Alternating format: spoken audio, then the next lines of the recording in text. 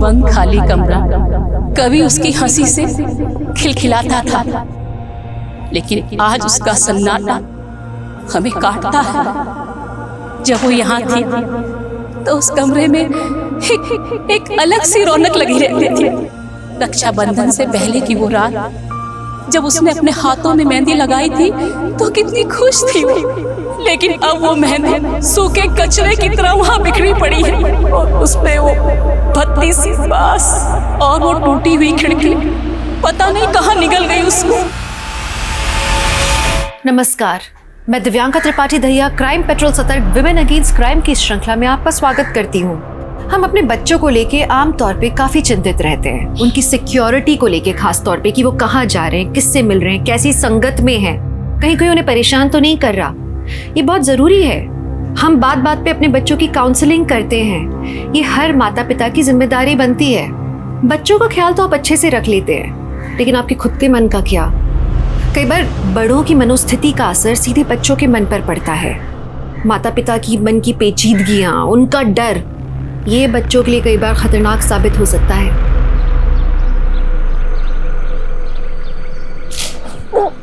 Happy birthday बेटा, happy birthday.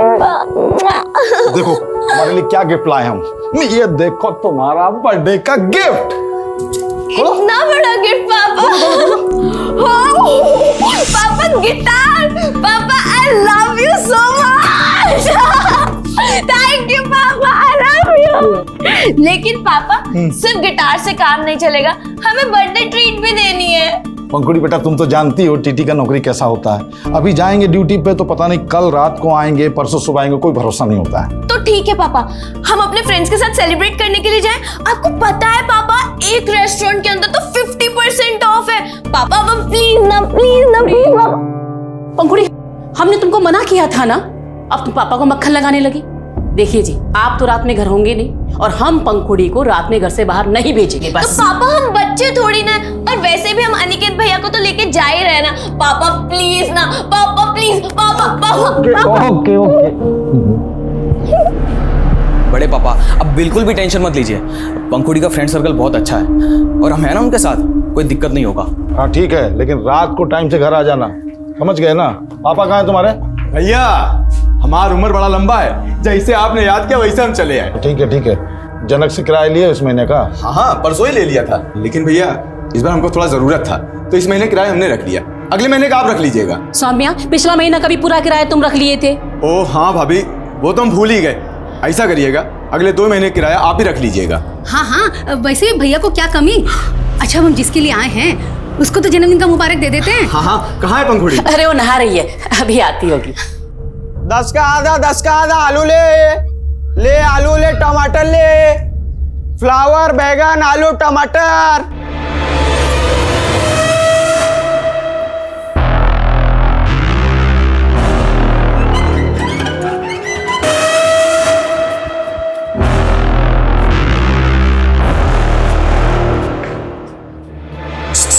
He Pankhudi, hi. Wish you many happy returns of the day. अरे mini नहीं, many happy returns of the day होता है। अच्छा हाँ वही, तुमको पता है मैं भी ना तुम्हारे जैसा एकदम फराटेदार इंग्लिश सीख रहा हूँ। अच्छा हाँ रुको बताता हूँ।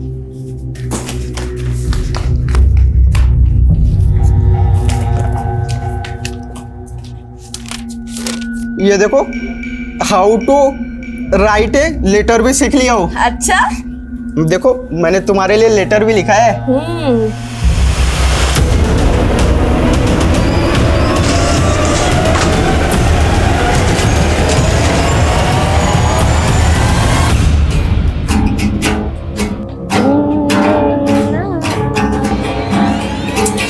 अरे नहीं रुको, बहुत बेसुरा बजा रही हो तुम दोनों यार।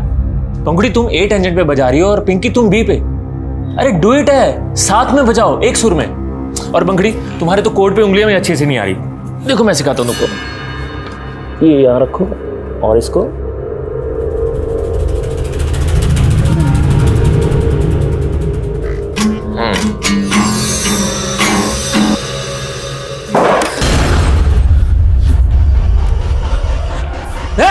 कौन है?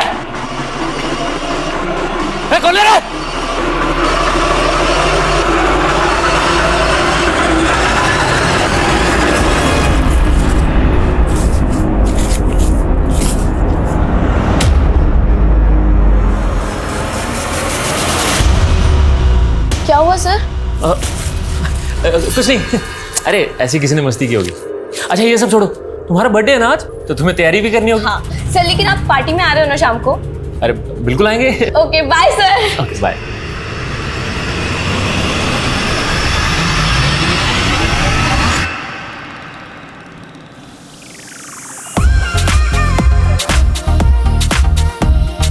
अरे सर आप, happy birthday. Thank you sir, thank you so much. God bless you. Thank you. अब तो सब आ गए, केक कट किया जाए। अरे हाँ निकी और पूछ नहीं यार सुनो ना, मेरा एक फ्रेंड आने वाला है, मैं उसे कॉल करके आती हूँ प्लीज प्लीज। तब तक तुम ये सब देखो ना प्लीज प्लीज। तब तक हम लोग केक की तैयारी करें। केक लेकर आ रहा हूँ, केक लेकर आ रहा हूँ। हेलो, हाँ बस निकल रहा हूँ।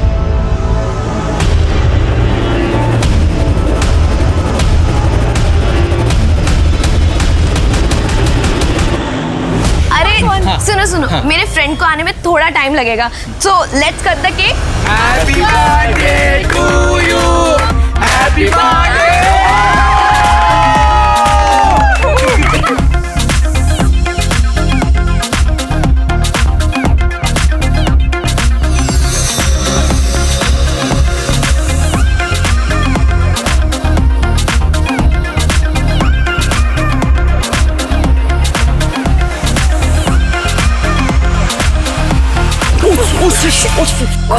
I'm sorry. अरे I'm sorry. It's okay sir, it's okay. अरे नो इट्स नॉट ओके। तुम्हारा बर्थडे है और तुम ऐसी ड्रेस में रहोगी गीली। एक मिनट रुकना, प्लीज एक मिनट रुकना। यू नो पंखुड़ी, मैं तुम्हारे लिए गिफ्ट में ड्रेस ही लेके आता। ये पहन लो ना प्लीज, अच्छा लगेगा। No sir, it's really okay. वैसे भी थोड़ा सा ही तो गिरा है। Excuse me sir.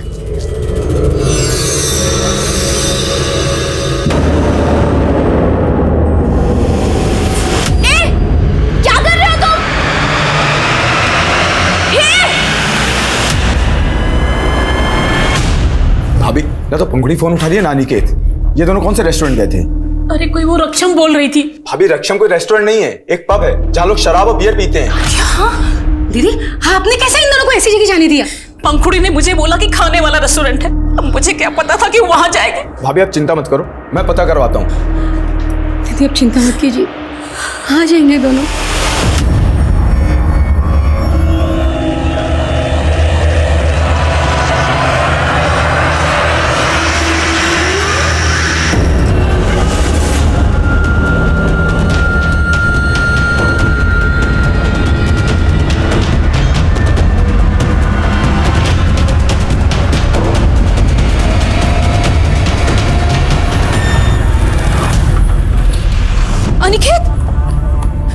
अनिकेत, पंखुड़ी कहाँ है? तू अकेला है? क्या पंखुड़ी नहीं पहुंची?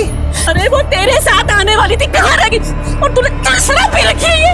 बड़ी माँ, हमने थोड़ी सी बियर पी ली थी। तेरे बड़े पापों ने तेरे भरोसे उसको भेजा था और तू कहाँ छोड़ के आ गया मेरी बच्ची को? मेरी बच्ची कहाँ है? मेरी बच्ची कहाँ?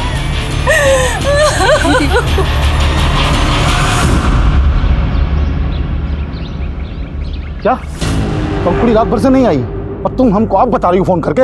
हम तो अनिकेत के भरोसे छोड़े थे उसे, लेकिन वो हाँ भैया, अरे भैया हम खुद अनिकेत का भी खाल उधेड़ा है, लेकिन भैया उसको नहीं मालूम कि पंखुड़ी कहाँ चली गई। तुम बेवकूफ हो क्या एकदम? घर पे बैठे आराम कर रहे हो, जाके पुलिस स्टेशन में कंप्लेंट लिखवा पहले। कभी ने पंखुड़ी, बेटा बेटा ये तुम्हारे कपड़े, ये क्या हुआ तुमको बेटा? पंखुड़ी कपड़े क्या हुआ मेरे बेटा? बैठा उसको, बैठा इधर ले जाओ। कहाँ थी बेटा तुम रात में? बेटा कहाँ थी तुम? कहाँ थी? ये क्या हुआ तेरे साथ? कहाँ थी तू रात भर? ये तुम्हारे कपड़े ये सब कैसे हुआ?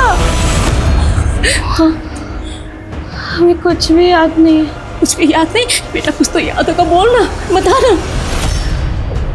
बेहोश पड़े हुए थे, हमें होश आया तब हम सड़क के किनारे पड़े हुए थे। उसके बाद हमने ऑटो किया, हम यहाँ चले आए। इसके अलावा हमें कुछ भी याद नहीं है। अरे पर तू तो पार्टी में गई थी ना, तो फिर सड़क किनारे और ये तुम्हारा हाल? अरे कहीं नशा बसा तो नहीं कर लिया? अरे इतनी बिगड़ गई है तू? उन्हें एक झटके में हमरा और अपने पापा का भरोसा तोड़ दिया है? नहीं माँ, हमने कोई नशा वसा नहीं किया था। हमने बस थोड़ी सी ब्रीजर पी थी। क्या उसके बाद क्या हुआ हमें कुछ भी याद नहीं है। हमें माफ कर दे माँ, पर हमें सच में कुछ भी याद नहीं है। पंखुड़ी बेटा पंखुड़ी पंखुड़ी उठ बेटा उठ पंखुड़ी।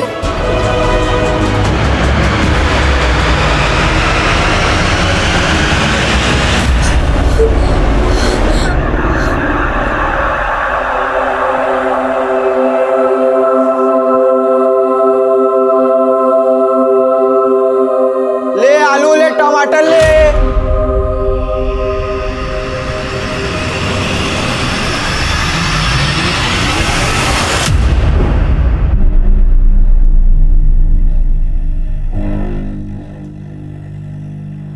पंखुड़ी बेटा, घबराने का जरूरत नहीं है, हम कुछ नहीं बोलेंगे तुमको। खाली हमको बताओ कल रात तुम्हारे साथ क्या हुआ। पापा मैंने बहुत कोशिश की याद करने की, लेकिन कुछ भी याद नहीं आ रहा। बेटा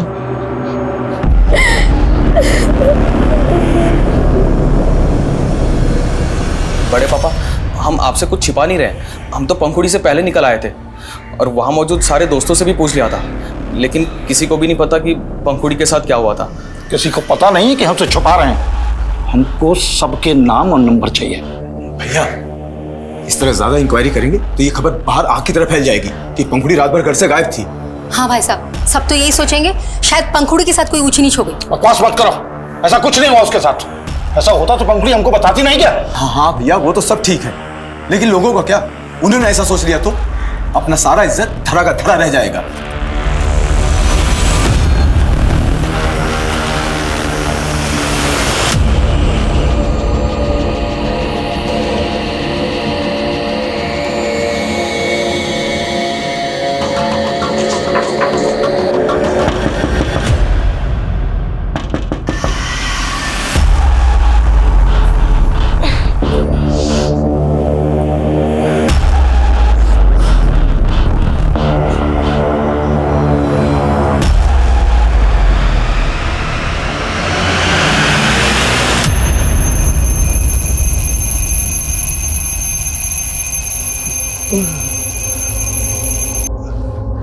अरे मंजरी, मंजरी उठो उठो, जल्दी जाना आज।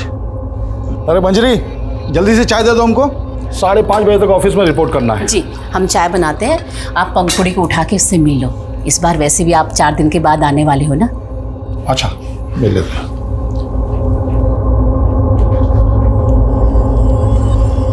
पंखुड़ी बेटा, पंखुड़ी बेटा, पंखुड़ी पंखुड़ी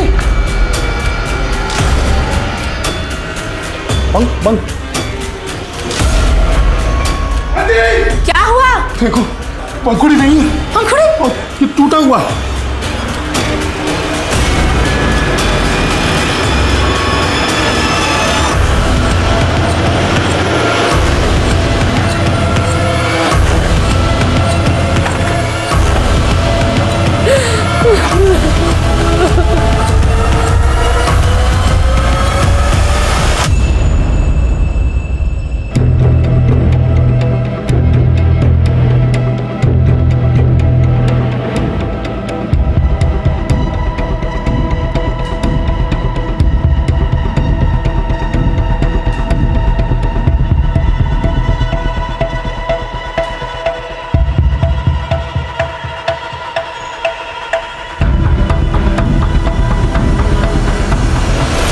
रात 11 बजे हम पंखुड़ी को यहाँ सोता हुआ छोड़ के गए थे सर, और सुबह देखा तो वो यहाँ नहीं थी। पता नहीं किसने हमारी बेटी को। 18 साल की थी ना आपकी बेटी, उसे जबरदस्ती कोई अगवा करके ले गया, उसने स्ट्रगल भी किया होगा। तो आपको आवाज़ सुनाई नहीं थी? नहीं सर, कोई आवाज़ सुनाई नहीं थी। जब आप सुबह उठे घर का मेन डोर अंदर से बंद था या खुला था? अंदर से बंद था सर। तो आप ये कह रहे हैं किसी ने बड़ी सफाई से खिड़की के सरिया को खींच के निकाला।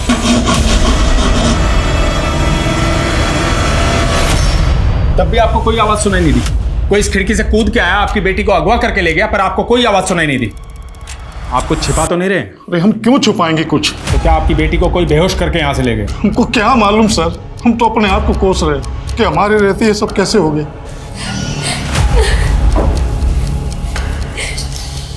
सूखी मेहंदी है नहीं? हाँ सर, आज रक्षाबंधन है तो कल पंखुड़ी ने मेहंदी लगाई थी। ये यूरिन की स्मेल। आपकी बेटी को रात को बिस्तर भिगोने की बीमारी थी? नहीं सर, ये देख के लगता है कि उसके साथ कुछ बुरा हुआ। तो कौन सा हादसा? 15-20 दिन पहले उसके बर्थडे के दिन उसके साथ कुछ हुआ था। और वो क्या हुआ था? बेहोश पड़े हुए थे, हमें होश आया तब हम सड़क के किनारे पड़े हुए थे। उसके बाद हमने ऑटो किया, हम यहाँ चले आए। कहीं ऐसा तो नहीं उस रात उसके साथ रेप हुआ था? हमको भी ऐसे ही लगा था सर, लेकिन पंखुड़ी ने मना कर दिया कि ऐसा कुछ नहीं हुआ। हम तो खुद जानना चाहते थे, लेकिन उसे कुछ याद ही नहीं आ रहा था। याद नहीं आ रहा था या उस रात वो अपने बॉयफ्रेंड के साथ थी? नहीं सर, उसका कोई बॉयफ्रेंड नहीं था।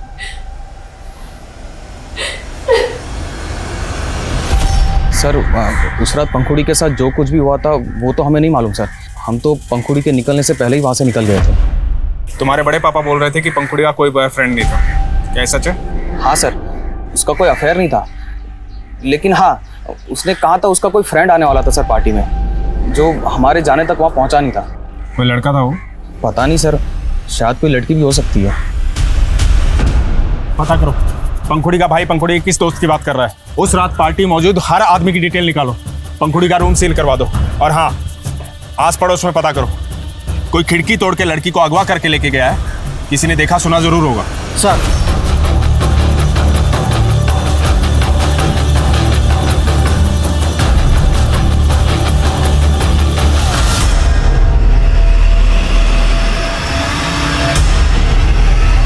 उस रात उसने कहा था कि उसका कोई फ्रेंड आने वाला है, लेकिन हमें कुछ नहीं पता, हम उस बारे में कुछ नहीं जानते। और शायद वो वहाँ आया भी नहीं था, क्योंकि हम तो आखिर तक पंखुड़ी के साथ में ही थे। आखिर तक? कहाँ थे तुम दोनों? सर हम दोनों पब के बाहर तक साथ में थे, हम ऑटो का वेट कर रहे थे, लेकिन हम दोनों के घर अलग अलग जगह, इसलिए हम ऑटो से पहले निकल गए थे। तुम तो पंखुड़ी की बेस्ट फ्रेंड हो ना, उसने बताया उस रात क्या हुआ? सर उसने हमें कुछ नहीं बताया था। तुम्हारा पंखुड़ी से रोजाना मिलना होता था, आखिरी बार कहाँ मिली थी उससे?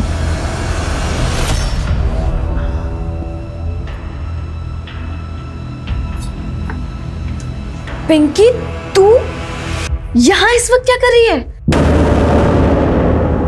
सर हम पंखुड़ी से एक हफ्ते पहले म्यूजिक क्लास में मिले थे। सर बर्थडे के बाद पंखुड़ी सिर्फ एक ही दिन आई थी गिटार सीखने के लिए। पता नहीं उस बेचारी के साथ क्या हुआ था, चेहरा ही मुरझा गया था उसका।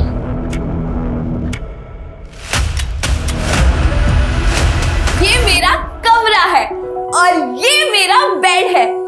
ये मेरे टेडी बियर्स हैं जिन्हें मैंने अब तक संभाल के रखा है। ये और ये मेरा पूरा कमरा है। अरे पंखुड़ी क्या कर रही है बेटा, बेड टूट जाएगा। अरे मेरी भोली सी माँ, मैं ब्लॉगर बनने की प्रैक्टिस कर रही हूँ। जब मेरा गिटार आ जाएगा ना, फिर मैं सिंगिंग की वीडियो बना के सोशल मीडिया पे डालूंगी और फिर मैं भी ब्लॉगर स्टार बन जाऊंगी।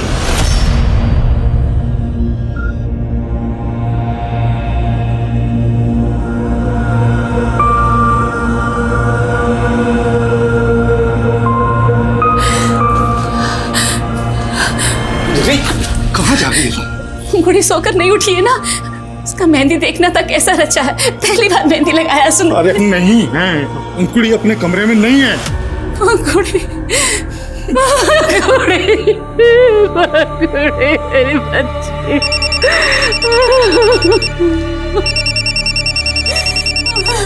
हेलो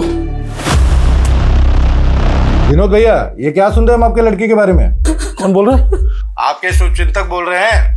देखिए हम समझते हैं कि आप सदमे में हैं, लेकिन एक सॉलिड ऑफर देने के लिए फोन किया है हमने। ऑफर? कैसा ऑफर? क्या कहना चाहते हो तुम? इस घर के सामने तुम्हारा कैटरिंग, अगर घर में कुछ भी होता है तो सबसे पहले तुम्हें पता होना चाहिए। उस दिन किसी भी प्रकार की आवाज़ या किसी सस्पिशियस आदमी को तुमने देखा था यहाँ पे?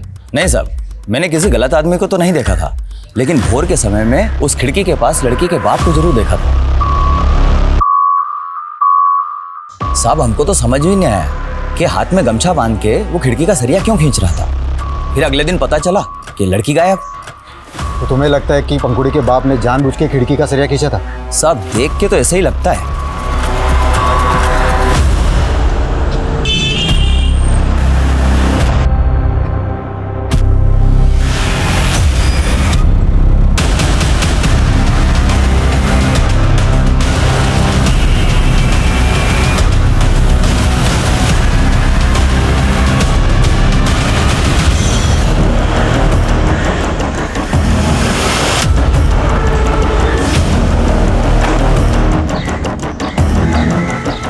पूरे घर की तलाशी लो, देखो खून के धब्बे तो नहीं है, चेक करो।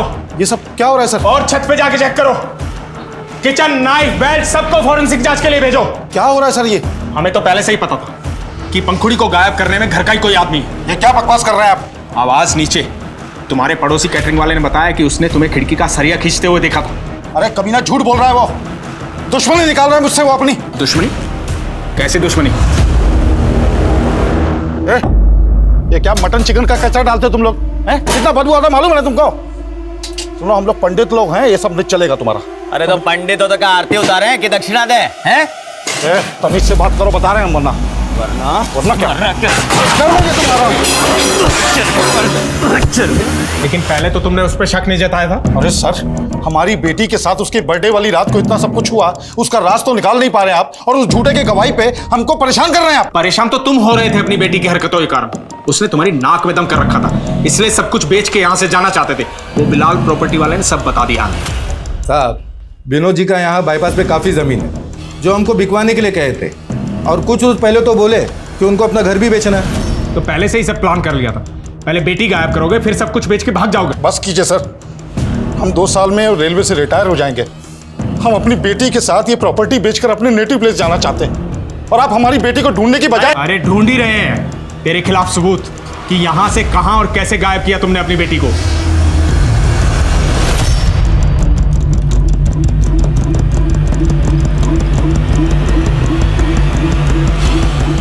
आप भी अपने पति से मिली हुई ना?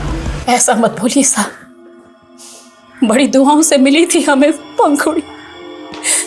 शादी के 7 साल के बाद भगवान ने हमारी गोद भरी थी। हम पति पत्नी कितना तरसे हैं औलाद के लिए। आप ऐसा सोच भी कैसे सकते हैं कि हम अपनी बेटी के साथ कुछ गलत करेंगे? सर, पूरा घर छान मारा, लेकिन ऐसा कुछ भी नहीं मिला जिससे कि ये लगे कि पंखुड़ी का मर्डर इस घर में हुआ हो।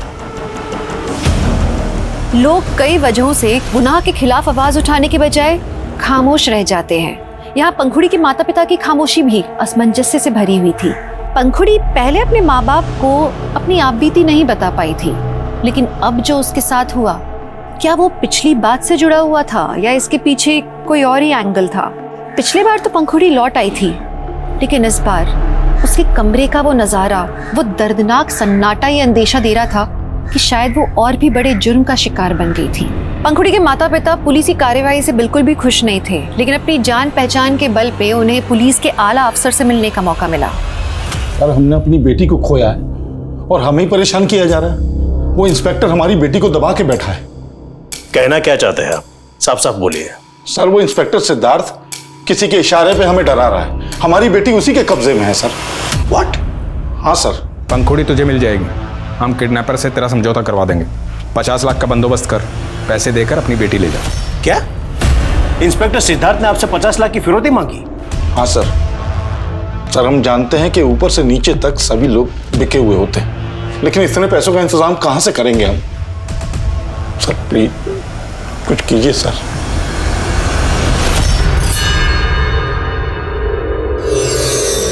क्या झांक रहा है? क्या झांक रहा है? अरे नहीं, वो आजकल आपके घर से गिटार की टूंटा की जगह वो की आवाज आ रही है। क्या बस कर रहा है? कभी हमें भी तो मौका दिलाओ, वरना हम तुम्हारे सारे राज खोल देंगे। क्या राज खोलेगा? क्या राज खोलेगा? चल चल निकल यहाँ से, चल। हाँ हाँ जा रहे हैं, लेकिन हमारी हिदायत याद रखना।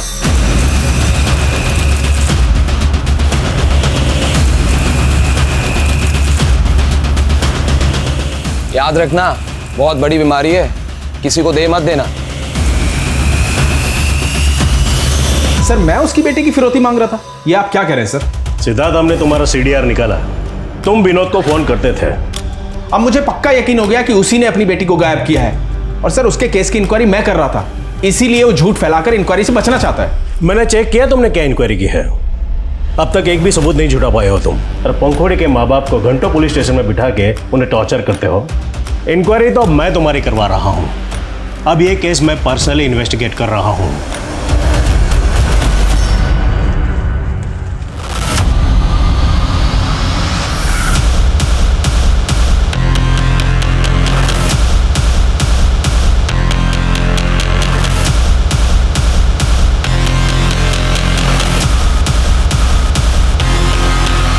बॉडी को बाहर निकालो। जी सर। ये जगह पंखुड़ी के घर से काफी करीब है, हो सकता है लाश पंखुड़ी की हो। नहीं, ये हमारी पंखुड़ी नहीं है।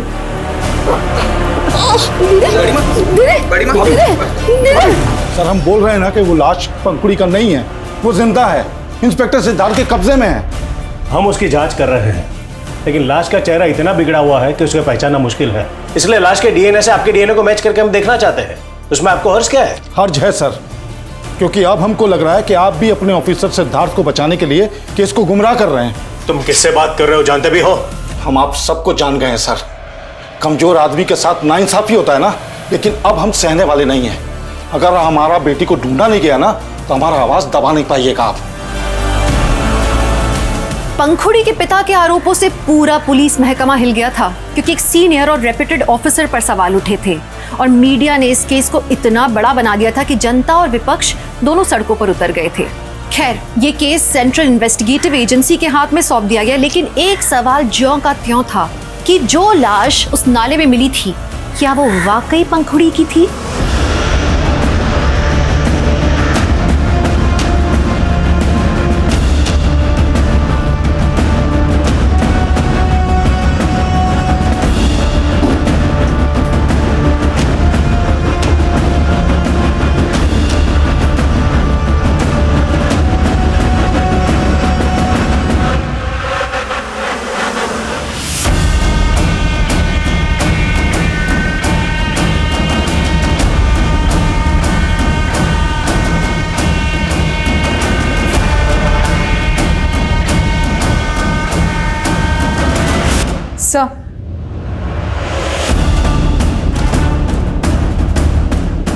सर, पंखुड़ी के पिता के मुताबिक जब उन्हें पंखुड़ी के गायब होने का पता चला तो घर का मेन डोर अंदर से बंद था। इसका मतलब है किडनैपर्स इस खिड़की से अंदर आए। क्राइम बहुत ही सफाई और चालाकी से किया गया। सरिये पे ऐसे कोई मार्क्स नहीं है जिससे ये लगे कि इन्हें किसी कटर या आरी से काटा गया। सर, अगर आरी से काटा गया होता तो शोर भी काफी होता और टाइम भी बहुत लगता। करेक्ट। और जिस तरह से ये लकड़ी और सरिया गला हुआ है, ये अपने आप नहीं गला, इसे गलाया गया है किसी ऐसे केमिकल का इस्तेमाल करके जो लोहे की वेल्डिंग को पिघला सकता है। सर, इस केस में फोरेंसिक जांच भी ठीक से नहीं हुई है। और सर, लोकल पुलिस ने पंखुड़ी के इस रूम से काफी सामान लिया था जांच के लिए, जो अभी तक उन्होंने हमें हैंडओवर नहीं किया है। उनसे भी सारा सामान लो और एक एक चीज़ को बारीकी से चेक करो, सबूतों के साथ कोई खिलवाड़ तो नहीं हुआ। और उस क्राइम लोकेशन पे विजिट करो। विनोद जी, भले ही आपको ये लग रहा हो कि आपकी बेटी पंखुड़ी पीआई सिद्धार्थ के किसी जान पहचान वाले के कब्जे में है, बट मेरा लगता नहीं है हमको, पूरा यकीन है हमको। वो लड़का कौन है जिसे पंखुड़ी ने अपने बर्थडे पार्टी में बुलाया था पर वो वहां पहुंचा नहीं? सर, पंखुड़ी ने हमें कुछ नहीं बताया, लेकिन हम शुरू से कह रहे थे कि पंखुड़ी के साथ हुए उस अपराध का उस रात से कोई ना कोई ताल्लुक जरूर है। लेकिन सर, जब जांच अधिकारी गलत हो। इत्मीनान रखिए, अब नाइंसाफी नहीं होगी। हमें हमारी बेटी लाकर दे दीजिए और हमें कुछ नहीं चाहिए सर। देखिए, मैं आपको नाउम्मीद नहीं करना चाहता, लेकिन जितना वक्त गुजर चुका है, चांसेस बहुत कम है कि पंखुड़ी अभी तक सही सलामत हो। सर, आप भी ये कह रहे हैं? सर, वो लाश पंखुड़ी की नहीं है सर। ये पता लगाना हमारा काम है कि वो लाश पंखुड़ी की है या नहीं। मेरी आप लोगों से गुजारिश है कि आप लोग डीएनए सैंपल देने के लिए राजी हो जाइए। कंफर्म हो जाएगा कि वो लाश पंखुड़ी की है या नहीं।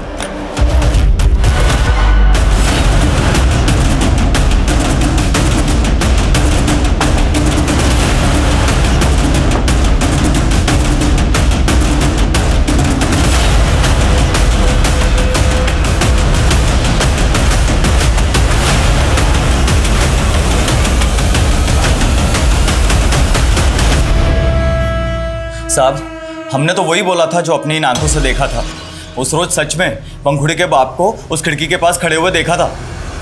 हम भी वही कह रहे हैं जो हमने अपने कानों से सुना है। वरना क्या हम इस बात की कि देर रात तक अपना कैटरिंग का काम चलाने के लिए तो पीआई सिद्धार्थ को कितना रोकड़ा पहुंचाता था। साहब हम अकेले थोड़ी मोहल्ले में जो पैसा देते हैं, हम तो छोटा मोटा काम करते हैं साहब। और हमने कुछ नहीं किया लड़की के साथ साहब। वो तो हम पता लगा लेंगे।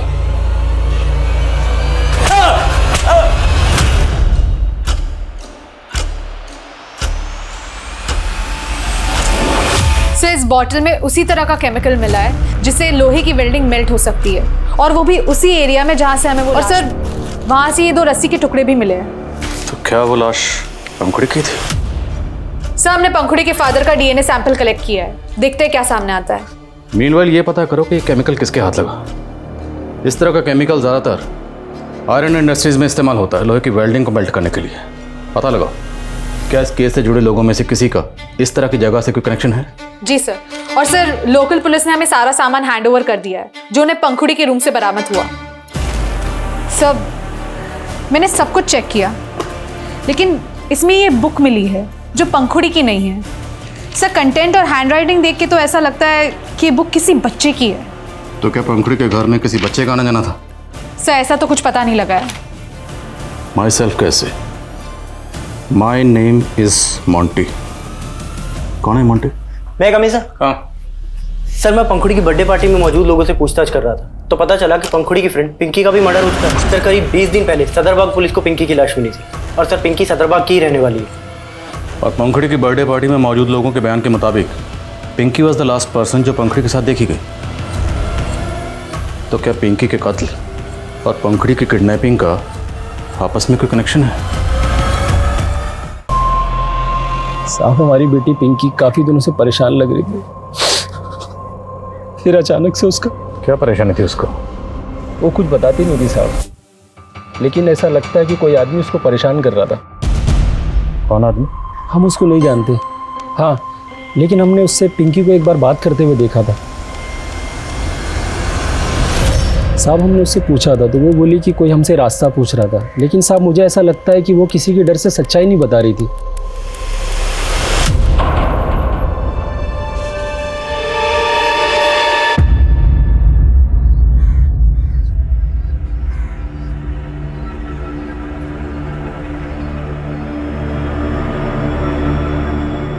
बड़े पापा, ये जनक अंकल ने दुकान का किराया दिया है।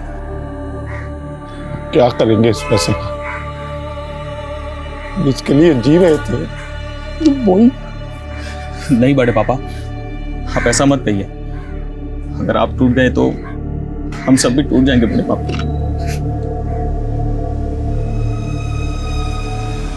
सर अगर पिंकी और पंखुड़ी की केसेस आपस में कनेक्टेड है तो क्या वो आदमी इंस्पेक्टर सिद्धार्थ या उससे जुड़ा कोई आदमी इन्वॉल्व हो सकता है?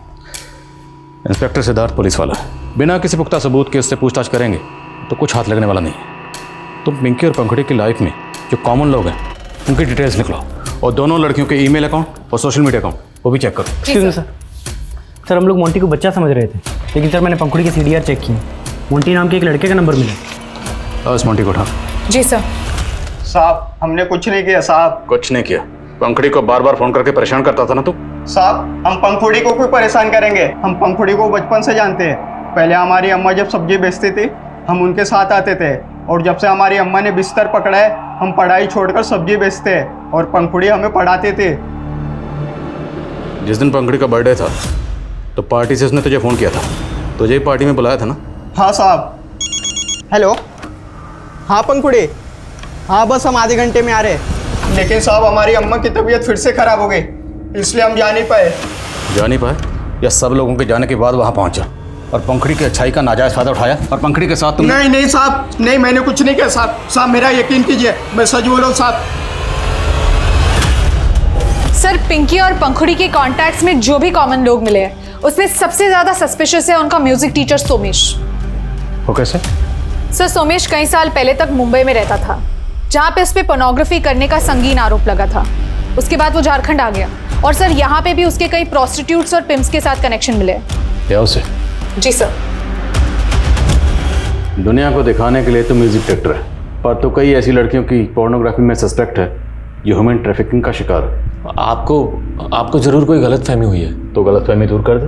हमको सेक्स की लत है सर, तो हम बस इसीलिए उनसे मिलते जुलते हैं और हमारा कोई कनेक्शन नहीं है उनसे। तो तूने पंखुड़ी को अपनी हवस का शिकार? नहीं सर, ऐसा कुछ नहीं है। हमने पंखुड़ी के साथ कुछ नहीं किया।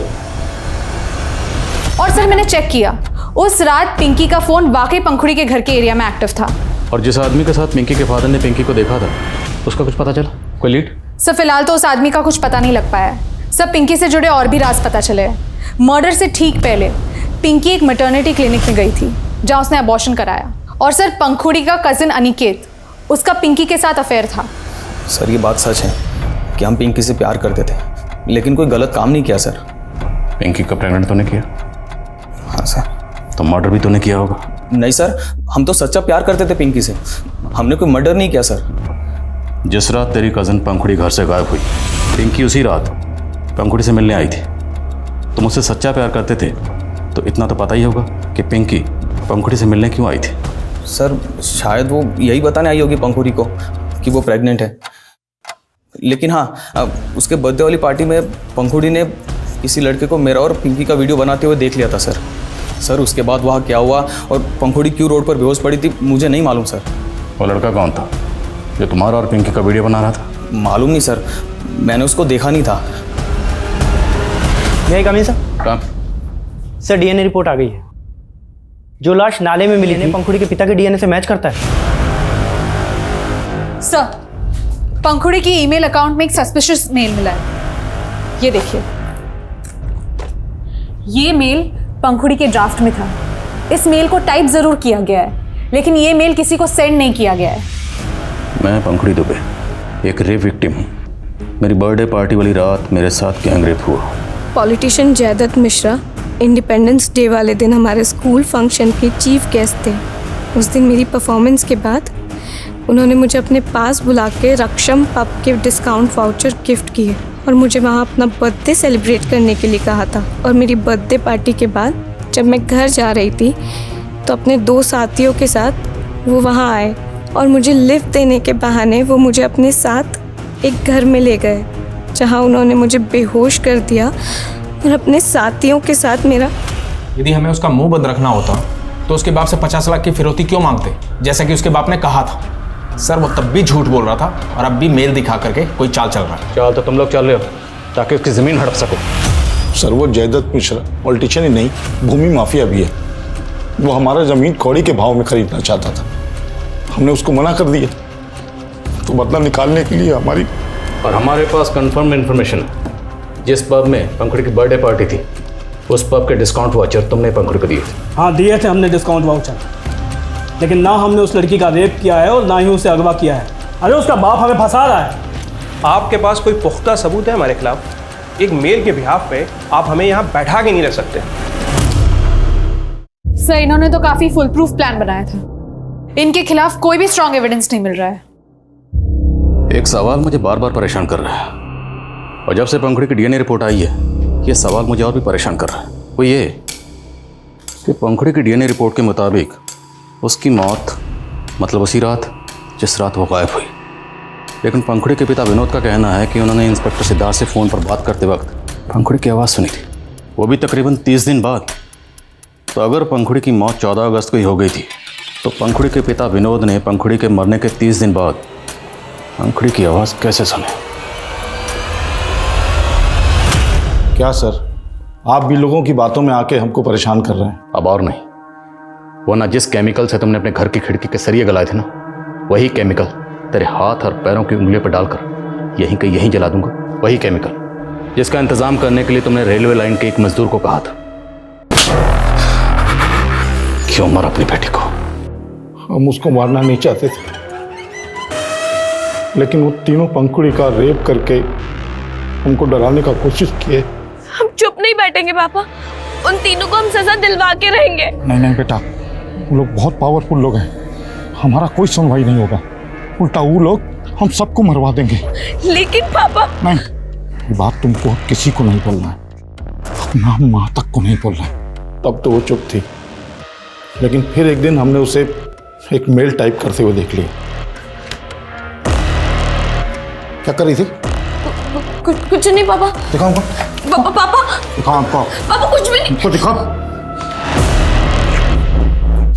किसको भेज रही थी? Police headquarter. हमको लगने लगा कि अब वो चुप नहीं बैठेगी, और वहीं हमको जैदत से अपने जान का खतरा भी था।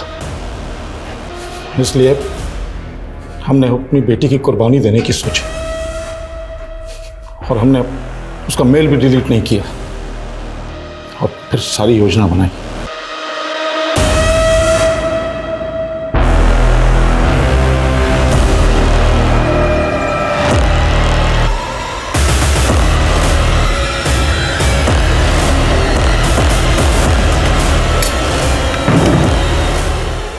तो तू पिंकी को बता दी ना तेरे साथ क्या हुआ है? नहीं पापा, वो तो यहाँ पे किसी और वजह से आई थी, वो अनिकेत भैया।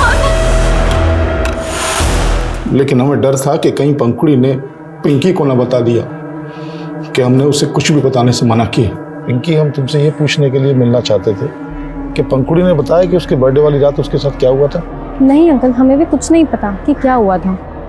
लेकिन फिर भी हमारा शक खत्म नहीं हुआ था, इसलिए मौका पाकर हमने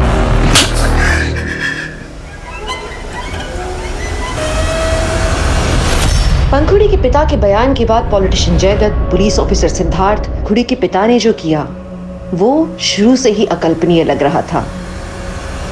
हमने ऐसे जानवरों के बारे में सुना है जो पैदा होते ही अपनी संतान को खा जाते हैं, लेकिन इंसान जो जानवर से भी ज्यादा समझदार है वो ऐसा हिंसक व्यवहार करे तो आप क्या कहेंगे?